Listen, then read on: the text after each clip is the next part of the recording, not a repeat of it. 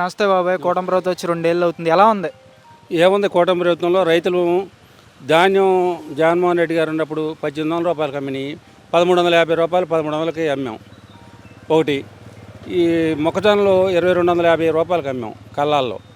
ఇవాళ 1700 1650కి అమ్మాం.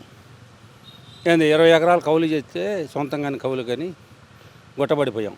కానీ నారా లోకేష్ గారు కానీ, డిప్యూటీ సీఎం పవన్ కళ్యాణ్ గారు కానీ, మన సీఎం చంద్రబాబు నాయుడు గారు కానీ రైతులు చాలా ఆనందంగా ఉన్నారు, మేము సకాలంలో ఆయనకి అన్ని వసతులు ఇస్తున్నారు రైతులకు అంటున్నారు. ఎందుకంటే రైతులు ఆనందంగా ఉన్నారనేది మాట్లాడలేదు. ఎందుకంటున్నారంటే ఈ వ్యాపారస్తులు ఆనందంగా ఉన్నారు కదా, వ్యాపారస్తులు ఆనందంగా ఉండి వాళ్ళ పేమెంట్లు పంపిస్తుంటే వాళ్ళు ఆనందంగా ఉన్నారు. పవన్ కళ్యాణ్ని, లోకేష్ బాబుని. రైతులు నెత్తిని సెంగేసుకొని ఎడుతున్నారు. ఈ 2 సంవత్సరాల నుంచి ఒక్క రైతన్నా నాకు 10 ఏళ్ళు మిగిలినాయి, లేకపోతే నాకు ఈ పంటలో రూపాయి మిగిలిందని చెప్పమను.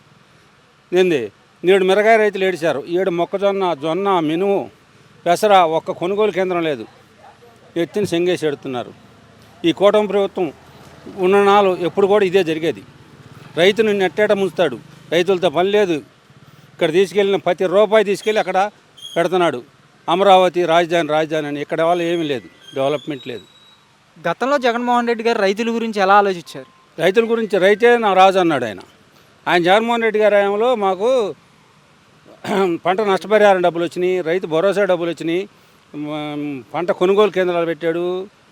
ఏంది ప్రతి వాళ్ళు కౌలు చేసుకునే వాళ్ళు, ఎస్సీ ఎస్టీ రైతులు ప్రతి వాళ్ళు ఆడాళ్ళు సంవత్సరానికి 3 సార్లు 4 సార్లు బ్యాంకుకి వెళ్ళి డబ్బులు తెచ్చుకున్నారు జగన్మోహన్ రెడ్డి వేసినాయి.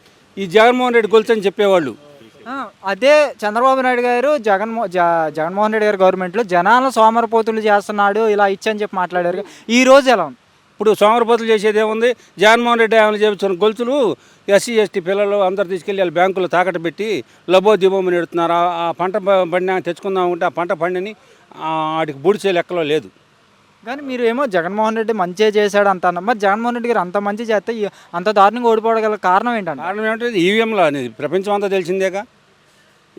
సాయంత్రం 6 కానీ జరిగిన ఓటింగే. ఏంది ఎంత ఓటింగ్ జరిగిందో చెప్పారు కదా, కేంద్ర ఆర్థిక మంత్రి భర్తే చెప్పాడుగా.